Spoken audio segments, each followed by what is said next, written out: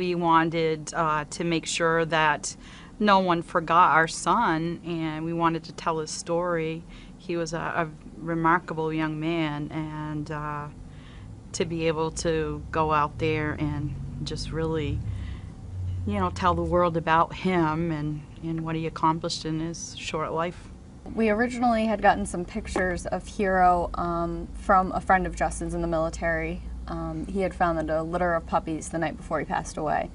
And it was the last picture we had of him smiling and having fun with this litter of puppies. So we just sort of set out on a mission to get her home. He actually had responded to Hurricane Katrina and rescued a few dogs down there, and so it's really a great part of his legacy, and it was awesome to get to do it in his name. We just know he would be proud and happy that we could do it for him after his passing. Finding the litter of puppies, and all the men were holding the puppies, you could just see the look in his face in the pictures that he was really happy, and I think that's what made me want the puppy, because it brought him the last little bit of happiness in a war zone. I said, if I get one, I'm naming it Hero, because my son was the ultimate hero. He gave the ultimate sacrifice to his country. She really helped us through a pretty dark period of time, and I know that in conversation when we talk about Justin, we're proud to talk about him and we like to talk about him, but that's not always the same reaction. But when you bring Hero into it, it's just that icebreaker, and you get to talk about Justin more through her. I look into her eyes, and sometimes I'm like, Justin, are you in there? Because he was very hyperactive, very busy guy, always on the move. He lit up a room when he came into it, and she does that as well. This is my dog, Sammy Davis.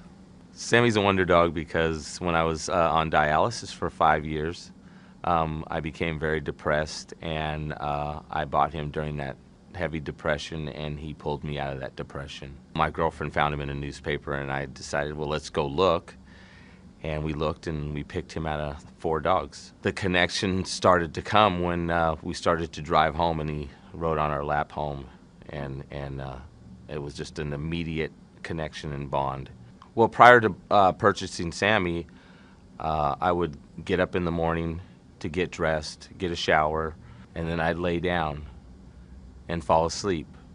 And I don't know if anybody in your audience has ever been depressed, but it's really hard to try to get to a task and never accomplish it.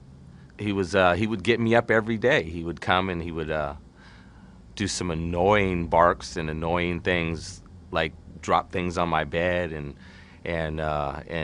leave pieces of paper right in my hand, and I'd be like, what do you want me to do? And I throw it off the bed, and he'd bring it right back, and then I'm thinking, geez, well, growing up, I see dogs that fetch. I thought it was the coolest thing, so I'm gonna get up and start teaching him tricks. Every time I came home from my dialysis treatments at 11:30 in the morning, he would be waiting at the door with the shade open, and I would just be like, wow. And I opened the door, and he'd be so happy.